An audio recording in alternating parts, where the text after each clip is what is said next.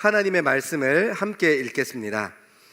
오늘 우리에게 주시는 하나님의 말씀은 신약 성경 에베소서 3장 1절에서 13절의 말씀입니다. 신약 성경 에베소서 3장 1절에서 13절의 말씀입니다. 하나님의 말씀을 한 절씩 교독하여 읽으시다가 마지막 절의 말씀은 함께 읽겠습니다.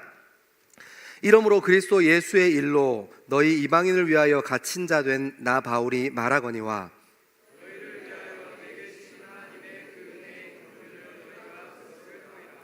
곧 계시로 내게 비밀을 알게 하신 것은 내가 먼저 간단히 기록함과 같으니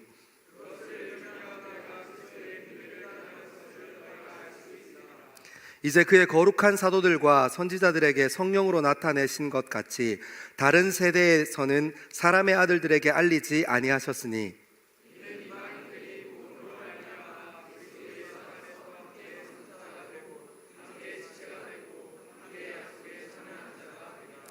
이 복음을 위하여 그의 능력이 역사하시는 대로 내게 주신 하나님의 은혜의 선물을 따라 내가 일꾼이 되었노라.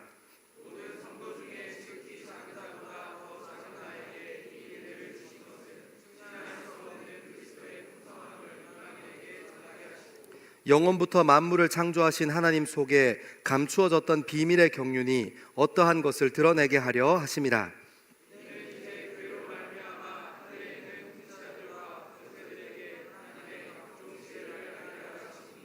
곧 영원부터 우리 주 그리스도 예수 안에서 예정하신 뜻대로 하신 것이라.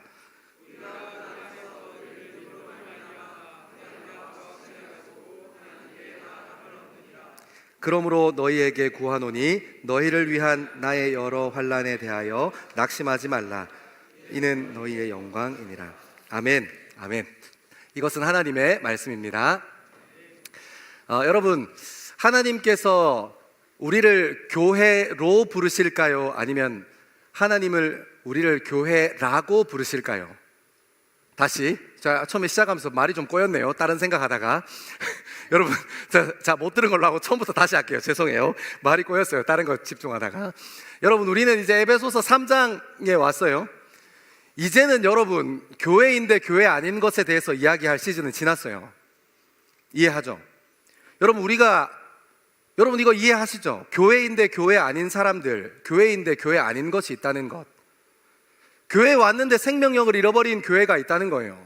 교회인 것처럼 보이는데 그 안에 말씀이 없는 교회가 있다는 거예요.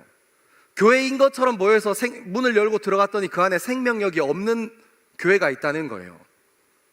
근데 사실 생각해 보니까 겉모습은 교회인데 유럽에 몰락해가는 교회들처럼 그 안에 예수가 아닌 다른 것들이 채워져 있는 거죠. 여러분, 유럽의 교회들 아시죠?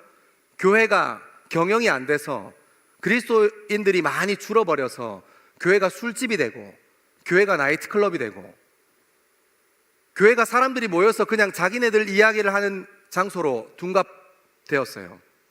여러분, 교회인데 교회 아닌 것들요. 우리가 1, 2장을 열심히 달려오면서 교회인데 교회 아닌 것에 대해서 이제 많이 다루었어요. 이제는 조금 더 차원이 높은 곳으로 가야 할 필요가 있어요. 이제 에베소서는 점점 교회됨에 대해서 얘기하면서 우리를 교회됨의 절정, 교회됨의 클라이막스로 우리를 인도하고 있어요. 여러분, 따라오고 있죠? 잘 따라오고 있죠? 지금 저한테도 잘 따라오고 있고 에베소서가 이야기하는 교회됨에 대해서도 잘 따라오고 있죠? 여러분, 혹시 한번 생각해 보셨어요? 내가 교회인데 교회 아닌 자는 혹시 아닐까? 내가 종교라는, 기독교라는 형식이 가지고 있는 예배에는 열심히 참석하고 있었던 것 같은데 내가 어쩌면 에베소서를 쭉 따라 읽어 내려가다 보니까 내가 교회가 아닐 수도 있겠다 하는 그런 생각, 그런 고민들 여러분의 젊음에 꼭 필요해요. 에베소서가 우리에게 얘기하는 교회됨에 대해서 전 여러분들이 젊음의 시간에 꼭 고민하면 좋겠어요. 여러분, 자칫하면 교회에서 이대로 가면 교회인데 교회 아닌 사람으로 계속해서 시간이 쌓여가면 결국 내 목소리만 남는 사람, 내 마음을 들어주지 않으면 나는 그곳을 언제든지 떠날 수 있는 사람, 내 주장이 예수 그리스도의 주장보다 내 목소리가 예수 그리스도의 목소리보다 더 큰 사람 돼요. 여러분, 교회에서 교회 아닌 사람으로 살아가는 것이 얼마나 절망적인 일이에요, 그죠? 전 여러분이 젊음의 시간대에 꼭 짚고 꼭 고민하고 꼭 생각하고 넘어가기를 소망합니다. 오늘은 조금 더 깊은 교회됨의 차원에 대해서 같이 생각해 볼 거예요. 이 생각을 하고 있었는데 질문이 먼저 입에서 나와버렸어. 여러분, 하나님께서 우리를 부르세요. 오늘 찬양하다가 봤어요. 주님은 주시며 주님은 찾으시네. 그 영어가 다르더라고요, 제가 아는 거랑. 저는 주님은 주시며 할 때 주가 로드고 주님은 찾으시네 할 때 그 찾으시네가 콜링인 줄 알았어요. 근데 봤죠? You give and take my way. 네, 그래서 깜짝 놀랐어요. 그래서 이게 줬다가 뺏으시는 분이구나. 여러분, 아멘하고 고백했죠? 하나님은 줬다가 뺏으시는 분이세요. 여러분, 뺏기게 되기를 소망합니다. 여러분의 젊음을 하나님께 뺏기게 되기를 소망해요. 한번 중요한 질문을 하고 시작하고 싶어요. 하나님께서 우리를 부르세요. 어떻게 부르실까요? 여러분을 교회로 부르실까요? 아니면 하나님께서는 우리를 교회라고 부르실까요? 이 조사 하나의 차이, 교회로 부르셨다, 그리고 교회라고 부르셨다, 이게 말장난 같아 보일 수 있지만 이 조사 하나 때문에 그 문장의 의미가 완전히 달라져요. 어떻게 달라져요? 교회로 부르셨다는 것은 교회라는 공간이 있다는 거예요. 그게 어딘지 특정되진 않았지만 교회라는 공간이 있어서 그곳으로 모여라는 거예요. 그곳으로 하나님께서 우리를 부르시고 있다라는 거예요. 근데 하나님께서 교회라고 부르신다는 표현은 어떤 표현이에요? 하나님께서 우리에게 넌 교회야, 넌 교회지 라고 부르신다는 것은 어떤 의미가 있는 거예요? 여러분이 어디에 있든지 무엇을 하든지 교회라는 거예요. 여러분, 내가 교회라는 것, 내가 교회 되었다는 것, 하나님께서 내 젊음의 주인 되신 그분이 우리를 교회라고 부르신다는 것을 직면하게 되면 우리는 반드시 하나님의 말씀이 교회에 대해서 무엇이라고 말씀하고 있는지를 알려고 노력하게 돼요. 하나님의 말씀이 교회가 어떤 존재인지, 어떤 교회로 이끌어내고 어떤 교회로 세우셔서 우리를 부르려고 하시는지를 거기에 질문하게 돼요. 내가 교회인 것을 알면 하나님께 맞추게 돼요. 여러분, 그래서 하나님께서 우리를 교회라고 부르셨다는 인식은 너무너무 중요한 출발점이고 우리 인생의 중요한 토대가 돼요. 사랑하는 여러분, 초대교회에, 사도행전에 나오는 초대교회를 한번 기억하시죠? 여러분, 초대교회가 어떤 영향력을 가지고 있었던 교회입니까? 그때 당시에 유대인들은 로마의 식민지였어요. 그리고 더 힘있는 식민지, 더 힘없는 식민지를 나누어 가면서 이방인들과 공존하는 그런 수준의 식민지였다고요. 근데 사도행전에 하나님께서 초대교회를 부르시고 하나님께서 은혜 부어주셔서 교회 되도록 하셔서 믿음으로 반응하는 한 사람 한 사람에게 교회라고 부르셔서 사도행전에는 초대교회가 그 이방 땅에 세워졌어요. 그래서 어떤 일이 일어났어요? 로마가 가지고 있었던 그 시대 정신, 폭력성이요, 로마가 가지고 있었던 찬란했던 문화, 그것들을 뒤집어내는 놀라운 생명의 역사가 교회를 통해서 일어났어요. 여러분, 로마가 힘이 있었어요. 찬란한 문화를 가지고 있었어요. 그래서 어떻게 보면 유대인들이 가지고 있었던 하나님의 부르심은, 교회라고 부르시는 그 부르심은 아무것도 아닌 것처럼 보일 수 있었어요. 힘없고 문화와 상관없고 화려한 양식과 상관없는 그냥 그저 미천한 종들 중에 한 사람, 식민 지배를 받던, 통치를 받던, 그냥 식민지 지배를 받던 노예 중에 한 사람, 하나님께서 그 사람에게 은혜 주셔서 교회로 부르시는 거예요. 그 사람들은 그 폭력성을 거슬러 올라갔던 사람들이에요. 여러분, 오늘 설교 제목 보셨어요? Another level. 오늘 영어 이슈가 있어가지고 한번 설명하고 지나가겠습니다. Another, 뭐뭐보다 뛰어난 레벨. 레벨은 알죠? 더 나은 차원이라는 거예요.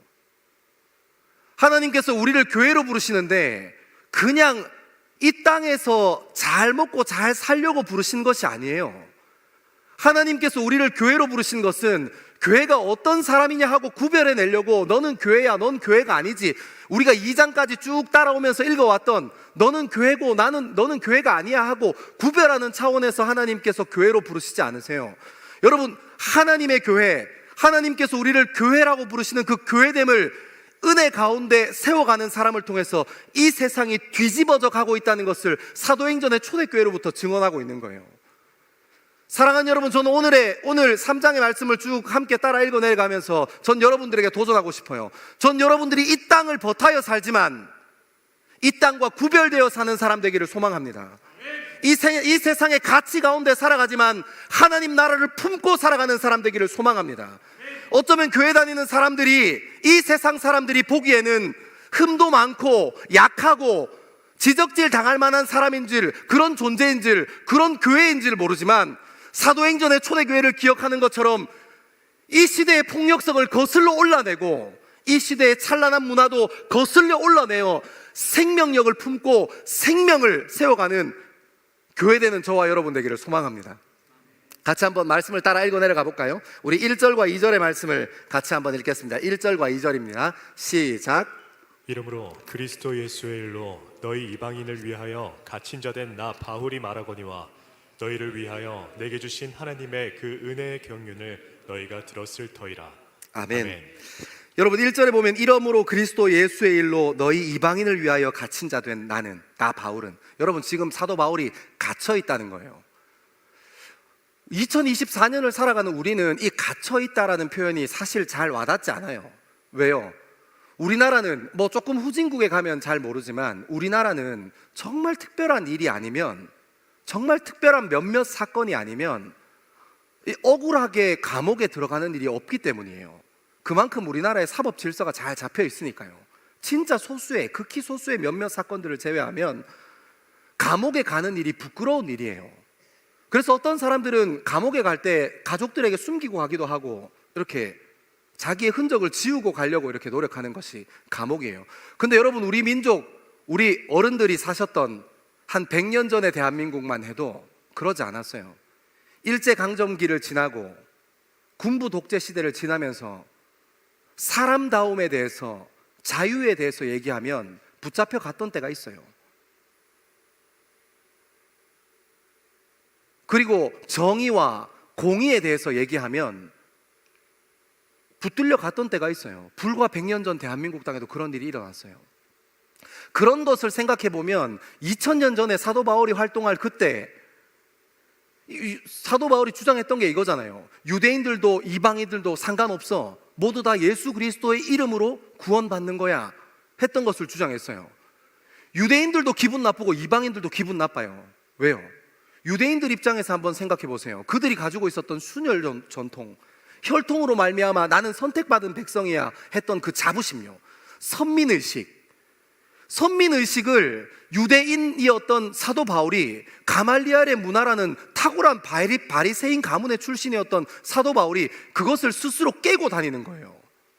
우리는 선택받았지만 그것으로 말미암아 구원받는 것은 아니야 하고요. 그러니까 이 유대인들이 얼마나 잡아 죽이고 싶었겠어요. 그들의 민족의 정신을 흔들어 놓으려고 하는 거니까요. 이방인들 입장에서 생각해봐도 조금 괘씸한 거예요. 왜요? 이방인들도 여러분 급이 있어요. 유대인들은 식민지 중에서도 아주 약한 식민지에 속했어요. 실제로 로마가 패권국가에서 전 세계를 상대로 전쟁하고 있었기 때문에 실제로 로마는 정복 전쟁이 끝난 이후에 그 나라와 그 민족의 군대가 잘 정비되어 있다고 판단되면 그들을 불러서 용병으로 쓰는 일을 주저하지 않았어요. 왜냐하면 전선이 전 세계로 넓었으니까요. 그러니까 나름대로 식민지에도 급이 있는 거예요. 근데 조금 더 나은 급에 있는 이방인들은 어떤 거예요? 그들이 섬겨왔던 신들, 나고 자라면서 그들이 예배하고 그들이 숭배했던 신들을 다 부정해버리는 거예요. 어떻게 해요? 우리보다 훨씬 못한 유대인이라는 민족, 로마의 식민지지만 우리랑은 같은 식민지지만 급이 다른 그런 유대인이라는 식민지가 있는데 거기에 있는 어떤 신이 우리도 구원할 수 있다, 너희 민족이나 구원 잘해라 얘기했겠죠. 로마의 입장에서 보면 로마는 엄청 괘씸해요. 여러분, 이 인류 역사에 대해서 관심이 있는 분들은, 역사를 공부하신 분들은 이 고대 중동에 있었던 요 사건들에 대해서 기록할 때 이거에 대해서 되게 민감하게 보시던데, 예전에 전 세계를 상대로 전쟁했던 패권 국가들은 종교를 자유하게 두는 정책을 썼어요. 왜냐하면 힘으로, 무력으로, 군대로 그 민족을 제압하는 일은 성공하는데 그들의 신을 건드리면 그들이 죽자고 덤비기 때문이에요. 이게 전쟁이 끝이 안 나는 거야. 패권 국가들이 제일 고민했던 거는 내분이었어요. 그래서 실제로 내분이 일어나는 것에 대해서 강하게 징계했어요. 왜냐하면 전선이 너무 넓으니까 그 전선에서 내분이 일어나면, 내란이 일어나면 군대를 몰고 다시 나라 안으로 돌아와야 됐기 때문에 이 군대 문제가 심각했던 거예요. 그래서 로마는 여러 나라와 다민족을 정복하는 정복 전쟁 이후에 가면서 점점 가면서 깨달아요. 로마의 황제 밑에만 있으면 그 민족이 가지고 있는 종교를 그냥 내버려 두겠다 하고 종교 수용 정책을 써요. 그래서 우리 사도행전에 보면 아레오바고라는 그 동네에 가서, 아덴이라는 동네에 가서 바울이 막 얘기하잖아요. 너희가 이 신도 믿고 저 신도 믿고 저 신도 믿는데 좀 찝찝하니까 이름도 모르는 어떤 신에게 하고 적어놓고 이렇게 뭐 그런 얘기 나오잖아요. 그런 식으로 종교를 수용하는 정책을 썼어요. 근데 로마 입장에서도 웃기는 거죠. 로마 황제 밑에 모든 종교를 인정해 줬는데 얘네들이 기어오르잖아요. 그러니까 사도 바울이 감옥에 갇힐 만한 거예요. 그런 상황인 거예요. 나는 갇힌 자 되었다. 근데 여러분 1절의 표현이 얼마나 놀라운 표현인지 다시 한번 주목하시죠. 그리스도 예수의 일로 너희 이방인을 위하여 갇힌 자 된.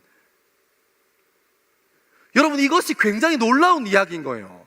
그리스도 예수의 일로 너희를 위하여 갇혔다. 그러니까 감옥에 갇혔는데 나를 위해서, 나 자신을 위해서, 내 이익을 위해서, 내 유익을 위해서 감옥에 갇힌 게 아니라 그리스도 예수의 일로 내가 너희를 위해서 갇혔다는 거예요. 여러분 믿는 사람이 가지고 있는 정체성이 이거예요. 의미가 있는 일, 가치가 있는 일이 있다면 거기에 투신하는 사람이 되는 거예요. 여러분 우리는 때로는 우리 젊음은 의미가 있는 일인 걸 분명히 알지만, 가치가 있는 일인 걸 분명히 알지만 용기 내지 않아요. 왜요? 불편해지니까요. 그리고 조금 더 따라 내려가 봅시다. 한 번 더 정리할 거니까. 2절에 보면 너희를 위하여 내게 주신 하나님의 그 은혜의 경륜을 너희가 들었을 터이라.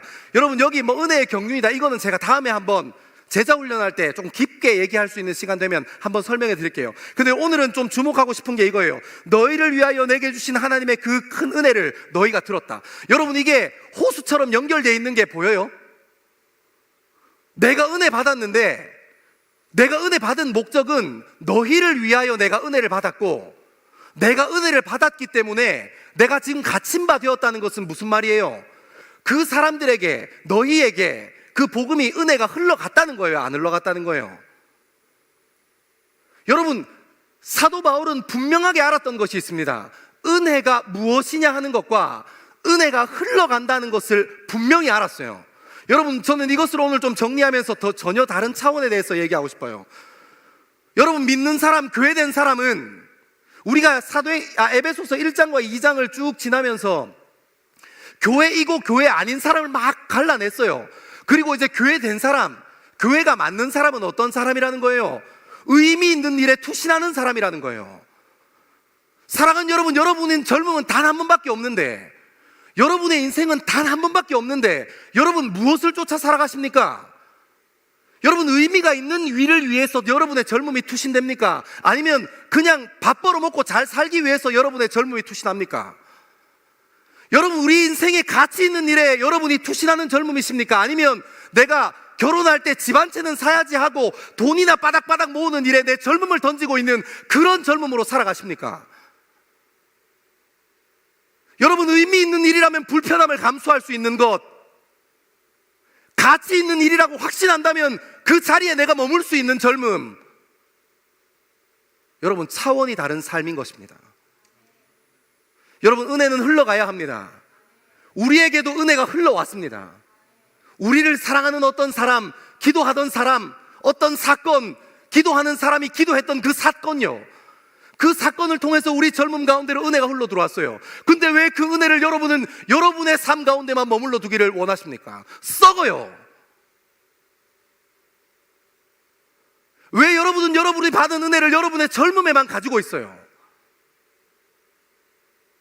왜 여러분은 여러분이 받은 은혜를 어디를 위해서 하나님께서 우리에게 은혜 주셨는지를 잃어버린 채 무감각하게 은혜 중독자처럼 더 좋은 예배가 없나? 더 세련된 예배가 없나? 더 탁월한 예배가 없나? 더 탁월한 설교자가 없나? 더 탁월한 찬양팀이 없나? 더 탁월한 조명이 없나? 왜 여러분은 여러분 안에 하나님께서 부어신 그 은혜를 썩히고 있냐는 거예요. 여러분, 사도 바울은 교회되었어요. 사도 바울은 진짜 교회였어요. 그리고 그는 하나님께 은혜 받은 사람이었어요. 그리고 그는 그가 받은 은혜가 어디로 흘러가야 하는지 명확하게 알았어요. 여러분, 그러면 이렇게 한번 정리해 볼 수 있어요. 가치 있는 일을 행하려고 하니까 불편해요. 옥에 갇혔어요.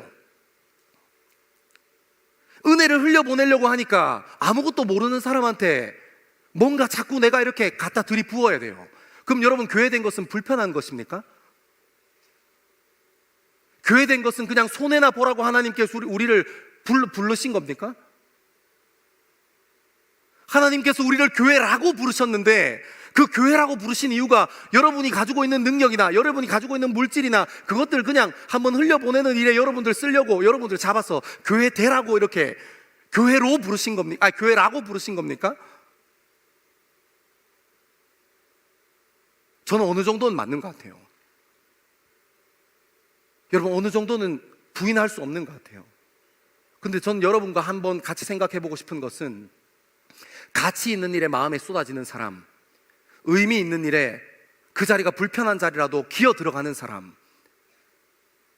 내가 받은 은혜가 남을 위한 것이라는 것을 아는 사람, 내가 받은 그 은혜가 내게는 과하다는 것을 아는 사람, 그래서 섬김의 자리, 너를 위하여 하는 자리까지 나가는 사람, 너희들을 위하여까지 나가는 사람은 반드시 생명을 품은 사람이에요. 육신의 부모님이 여러분들이 낳았을 때 저도 애 둘 낳아서 알아요. 아무것도 못해요. 할 수 있는 거는 고작 우는 것밖에 할 수 없습니다. 왜 그를 위하여 시간을 던지고 마음을 던지고 물질을 던져냅니까? 왜 여러분들을 길러낸 것입니까? 여러분들의 생명에 가치가 있기 때문이에요. 세상 그 어떤 과도 견줄 수 없는, 세상 그 어떤 과도 비교할 수 없는 여러분이라는 존재가 가지고 있는 가치를 여러분의 부모님은 여러분이 어머니의 배에 있을 때부터 이미 알고 있었기 때문이에요. 생명을 던지는 일, 생명을 품는 일에 스스로 불편함의 자리를 찾아 들어가는 일이요. 저기 저희 아내가 앉아 있는데 저희 아내가 큰 애를 뵀을 때 나도 애가 처음이고 저희 아내도 애가 처음이었어요. 와, 얼마나 신기한지. 배가 자꾸 커지는데 뭘 먹고 이렇게 컸나. 태교한답시고 이상한 얘기 막 하고, 아빠 목소리를 잘 기억해라, 아빠가 엄마보다 널 더 사랑한다고 이렇게 혼나고, 태교할 때는 클래식이 좋다 해서 클래식 틀어놓고 나는 자빠져 자고 아이 보고 잘 들었지 막 이렇게. 그러다가 자꾸 저희 안에 배가 불러오니까 화장실 가는 게 힘들더라고요. 자꾸 배가 불러오니까 걷는 게 힘들어요. 자는 걸 잘 못 자요. 놀라운 사실은 애 낳으면 잠 잘 잘 줄 알았어요. 그때부터 시작이더라고요. 똑같이 당하게 되기를 소망합니다.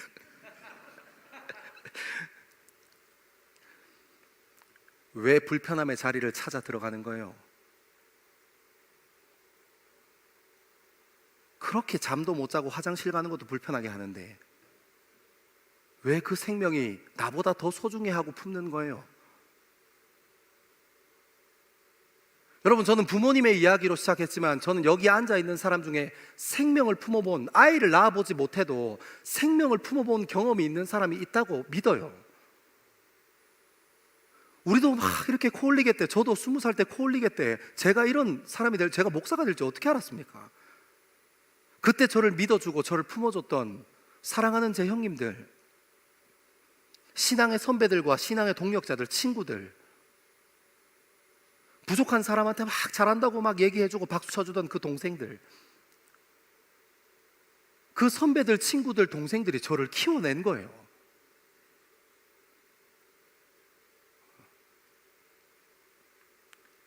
여러분도 신앙생활 하면서 여러분 누군가에게 키움 받으셨잖아요. 누군가의 품에 품겨서 연락받고 귀찮게 하고, 여러분 누군가를 한번 품어보셨잖아요. 그래서 그 친구가 지금 교회의 리더십으로 청년부에 힘있게 일하는 사람으로 세워보셨잖아요. 여러분 그 생명을 품는 가치, 그 아름다움을 아는 사람은 거기로 찾아 들어가요. 불편한 일에 자기의 젊음을 던집니다. 여러분 이게 교회예요. 여러분 제가 얼마나 감사한 일이 있냐면, 시간이 많이 갔지만 이건 꼭 얘기해야겠네. 저희 사순절 블라썸 TF팀이 모였어요. TF팀에서 여러분에게 어떤 결정했는 줄 알아요? 여러분이 블라썸 데이 날 오면 선물 나눠줬잖아요. 기억하죠? 이번엔 선물 주지 않고 카페 쿠폰을 줄 거예요. 근데 어떻게 줄 거냐면, 브랜드 없는 이 치유하는 교회 주변에 있는 카페들을 우리 TF팀이 한 집 한 집 다 방문해서 설득했어요. 그냥 스타벅스 가서 쿠폰 긁어서 한 사람 한 사람 나눠주면 편할 건데, 그냥 프랜차이즈라도 좀 작은 교회에 있으면 거기 가서 쿠폰 막 50만 원씩 100만 원씩 끌어가지고 그냥 나눠주면 편할 건데, 그럼 TF팀이 얼마나 편하겠어요. 그리고 스타벅스 커피 대접 받으니까 대접 받는 사람도 기분 나쁘지 않겠죠. 근데 우리 TF팀 친구들이 마음과 뜻을 모아서 이 주변에 있는, 지역에 있는 이름 없는 브랜드가 아닌, 프랜차이즈가 아닌 카페를 10몇 군데, 20몇 군데를 한 집 한 집 찾아가서 사장님들이랑 다 얘기했어요. 우리가 여기서 우리 교회에서 어떤 행사를 하는데 그때 어떤 쿠폰이 나갈 건데 이거 해줄 수 있겠냐고. 여러분 왜 그렇게 하는 거예요? 왜 우리 돈 쓰면서 큰 소리 못 쳐요?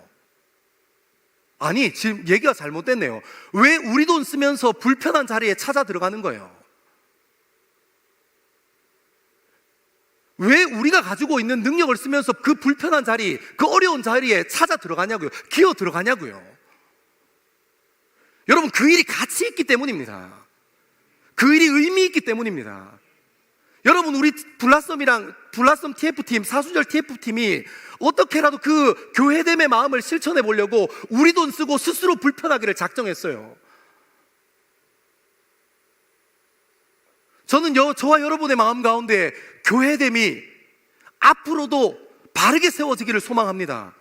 의미 있는 일에 여러분의 젊음을 던지는, 의미 있고 가치 있는 일이라면 여러분이 그 자리에서 교회되는 그런 사람 되기를 소망합니다. 시간이 너무 많이 지나서 조금 더 따라 읽어 내려가 보겠습니다. 3절에서 6절까지입니다. 3절에서 6절입니다. 시작. 곧 계시로 내게 비밀을 알게 하신 것은 내가 먼저 간단히 기록함과 같으니 그것을 읽으면 내가 그리스도의 비밀을 깨달은 것을 너희가 알 수 있으리라.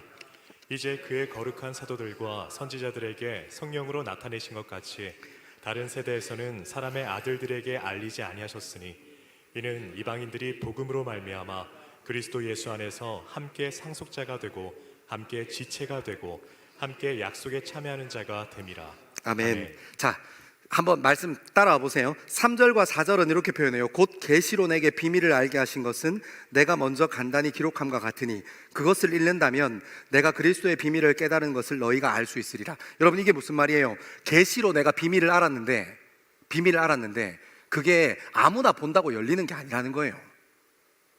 이해하죠? 그래서 사도 바울이 정리한 글을 통해서 들어봐라 얘기하는 거예요. 여러분 충격적이지 않습니까? 다시, 계시가 있는데, 말씀이 있는데 그 계시를 본다고, 그 말씀을 대한다고 해서 그 안에 있는 비밀을 무조건 발견하는 게 아니라는 거예요. 제 정체가 좀 드러납니까? 이제 약간 좀 제 정체가 의심되지 않습니까? 상급 신천지 뭐 이런 거 의심되지 않아요? 말씀을 본다고 해서 그 안에 있는 비밀을 아무나 아는 거 아니지 뭐 이렇게. 근데 여러분 그거는 너무 엉뚱한 해석이고, 신천지가 얘기하는 뭐 비유 이런 건 너무 엉뚱한 해석이고, 사실 눈을 앞으로 좀 올리면 2장 18절에 보면 이런 표현이 있어요.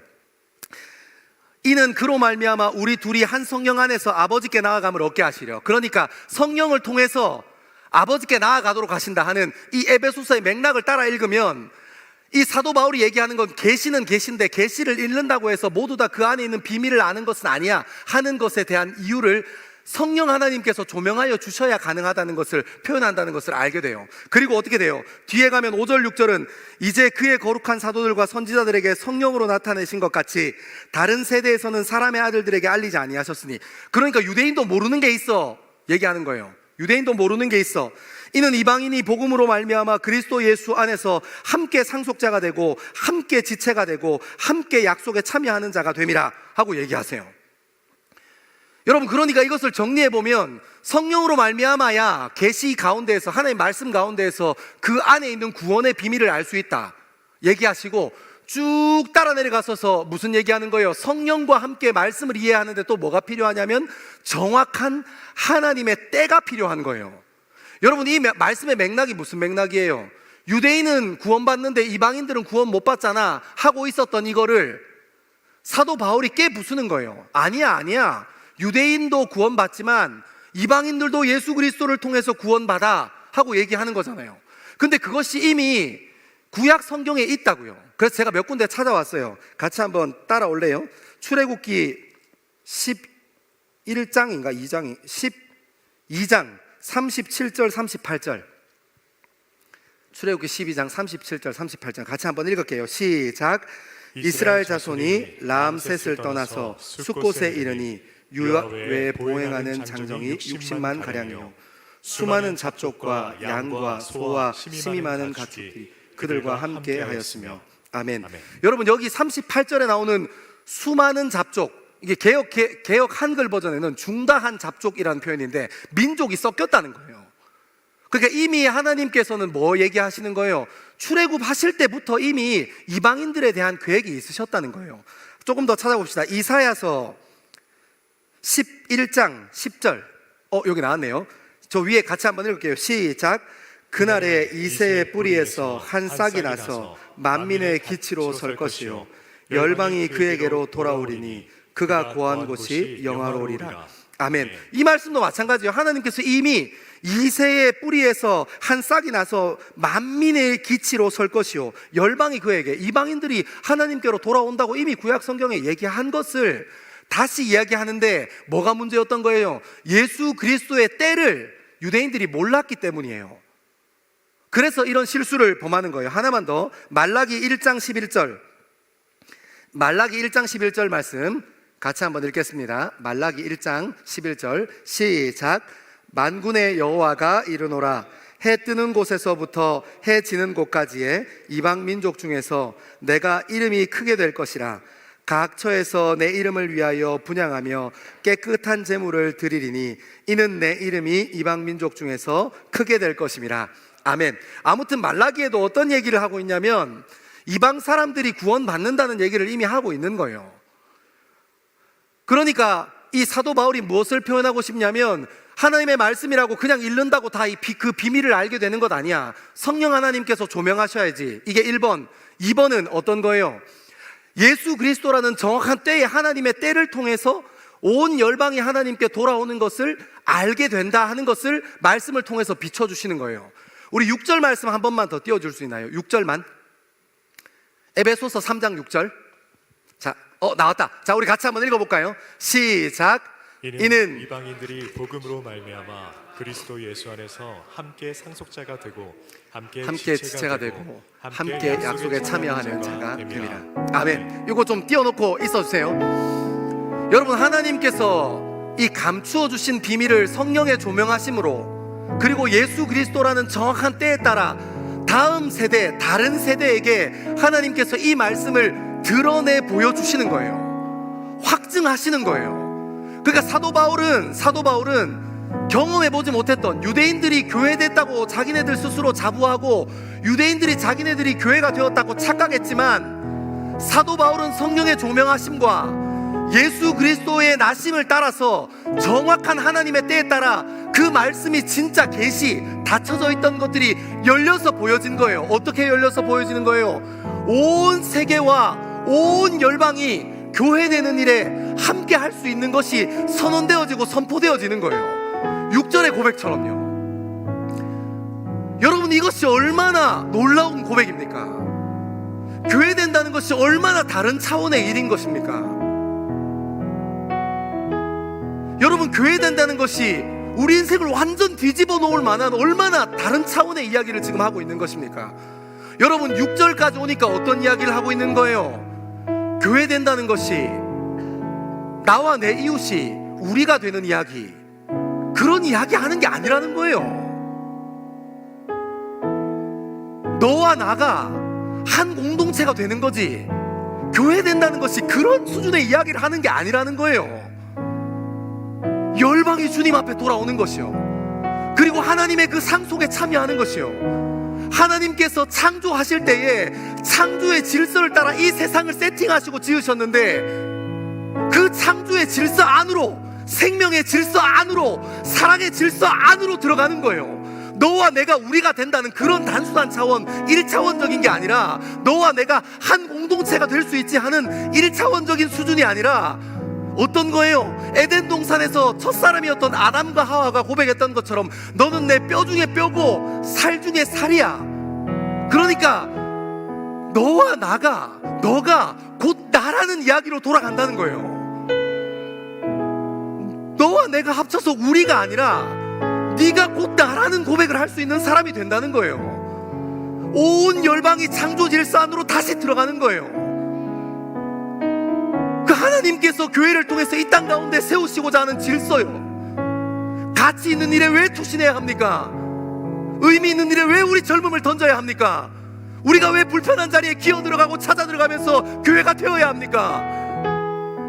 하나님께서 우리를 교회로 세우셔서 온 세상으로 말미암아 창조의 질서와 사랑의 질서와 생명의 질서를 회복하시는 일에 우리를 사용하시고자 하시는 것 아니겠습니까?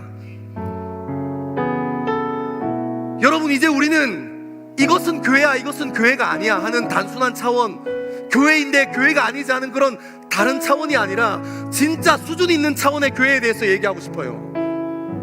진짜 다른 차원의 교회에 대해서 여러분과 나누고 싶어요. 하나님께서 우리를 교회라고 부르셔서 여러분이 어디에 있든지 무엇을 하든지 여러분이 교회로 살아서 하나님의 창조의 질서가 회복되는 그 자리요, 그냥 관계가 안 좋은 사람이랑 관계, 좋은 관계를 유지하려고 노력하는 사람이 아니라 그 사람이 곧 나라고 고백할 수 있는 그런 관계요. 여러분, 이 세상이 왜 아파요? 여러분의 삶이 왜 힘들고 어려워요? 너는 너고 나는 나라서 그런 거 아니에요. 이것은 네 탓이고 이것은 내 탓이 아니야 여서 그런 거 아니에요. 여러분, 교회가 되는 것, 하나님께서 교회라고 부르셔서 교회가 되는 것, 저는 여러분이 교회됨으로 이 세상에 살면서 전혀 다른 차원의 삶을 살게 되기를 소망합니다. 여러분, 교회는 그냥 일주일에 한번 왔다 갔다 하는 그런 수준 아니에요. 여러분, 교회는 여러분이 마음에 들면 교회 가고 여러분이 마음에 들지 않으면 교회 가지 않는 그런 곳이 아니에요. 여러분, 교회가 된다는 것은 이 세상을 살면서 이 세상 가치 속에서 진짜 생명을 품은 사람이 되는 것입니다. 창조의 질서를 회복하는 것입니다. 마지막은 이 말하고 마치고 싶어요. 예수님께서 이 땅에서 주님 가르쳐 주신 기도를 통해서 우리에게 기도의 표본, 기도의 모범을 가르쳐 주셨어요. 거기 표현 중에 이런 표현이 있더라고요. 하늘에서 이루어진 하나님 나라가 이 땅에서 이루어지이다. 우리가 교회될 자신이 없는 것처럼 보이고 우리가 희생해서 안 될 것처럼 보이고 우리가 불편함의 자리에 찾아 들어간다고 해도 아무런 의미 없는 것처럼 보일 때가 있을 때, 여러분 이 말씀 기억하세요.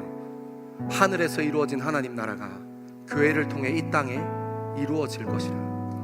하나님이 하시겠다는 거예요. 하나님이 하시겠다는 거예요. 그 자리에 교회로 버티기만 하면 하나님께서 하시겠다는 겁니다. 하나님의 능력과 하나님의 의를 의지하는 저와 여러분 되기를 소망합니다. 우리 시간 다 자리에서 한번 일어날까요? 같이 한번 일어나셔서 함께 찬양하며 더 깊은 기도의 자리로 나가기를 원합니다. 주님 내 길을 잘 아시고, 주님 내 길을 잘 아시고 내 걸음 아시네. 어둠에서 빛을 내시는 그분을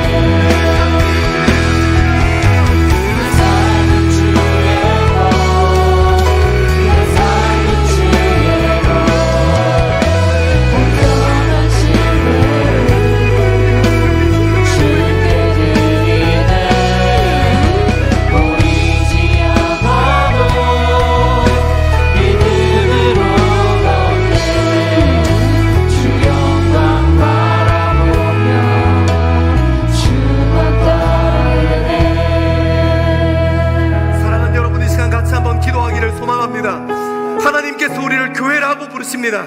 여러분이 무엇을 하든, 얼마나 배웠던, 여러분의 성별이 무엇이든 상관없이 하나님께서는 우리 젊은이를 향해 교회라고 부르십니다.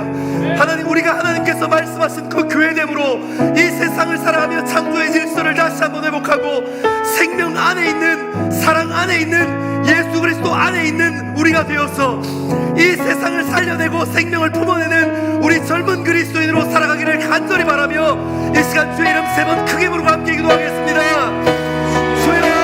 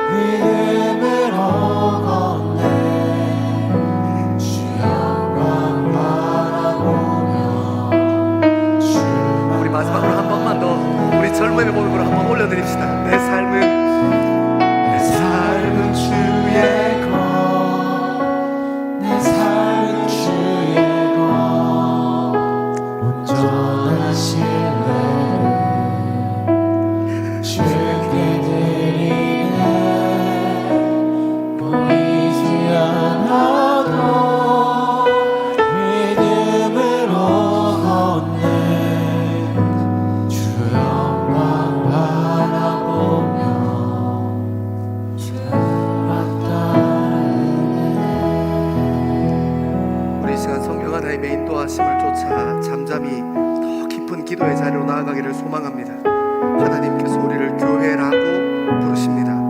우리 젊음의 삶 가운데, 가정 가운데, 학교 가운데, 직장 가운데, 교회 가운데, 우리가 속해 있는 공동체들 안에 우리를 교회라고 부르십니다. 그 풍성한 은혜 안으로, 그 긍휼하심 안으로 우리를 부르십니다. 우리 성령 하나님의 인도하심을 따라 우리가 어디에서 교회로 세워져야 하는지 깊은 기도의 자리를 따라 찾아가는 저와 여러분 되기를 소망합니다. 같이 한번 기도하겠습니다. 아버지 하나님, 우리가 어디에서 교회로 세워져야 하는지, 우리 가정에서 교회로 세워져야 할 것이,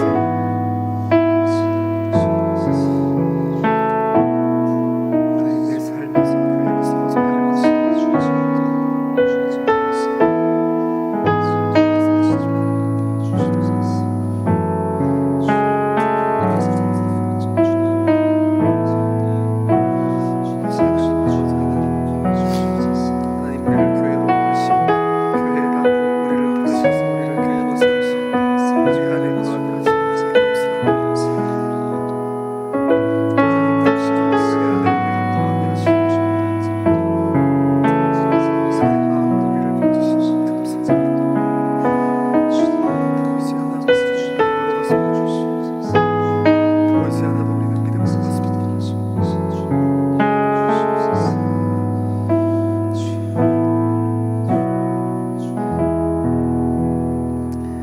사랑하는 하나님, 우리를 교회라고 부르시고 그 풍성하신 은혜와 그 크신 긍휼 가운데 우리를 교회로 세워주시니 감사합니다. 우리를 교회로 부르시는 자리가 어디인지 다시 한번 고민하게 되기를 소망합니다. 우리 가정에서 교회로 살고, 우리 교회 공동체 안에서 교회로 살고, 학교에서 교회로 살고, 직장에서 교회로 살고, 친구들 안에서 교회로 살고, 회식 자리 안에서도 교회로 살고, 친구들과 함께 보내는 여행 안에서도 교회로 살고, 하나님, 우리가 예수 그리스도를 머리로 삼은 교회로 살아갈 수 있게 하나님께서 우리의 능력이 되어 주옵소서. 보이지 않아도 믿음으로 갑니다. 보이지 않아도 믿음으로 걷습니다. 보이지 않아도 그 자리에서 순종합니다. 보이지 않아도 그 부르심 따라 걸어갑니다. 주님, 우리와 함께하여 주옵소서. 감사합니다. 이 모든 말씀을 사랑하는 예수님 이름으로 기도합니다. 말씀하시고 부르시는 교회됨을 회복하여 이 땅에서 창조의 질서와 하나님의 나라를 위하여 쓰임받기로 결단하는 젊은 그리스도인들과 예배를 사모하여 예배 가운데 마음을 드리는 하나님의 백성들 위해 하나님께서 선포하신 복을 선언합니다. 여호와는 내게 복을 주시고 너를 지키시기를 원하며, 여호와는 그 얼굴을 내게 비추사 은혜 베푸시기를 원하며, 여호와는 그의 얼굴을 내게로 향하여 드사 평강 주시기를 원하노라. 아멘.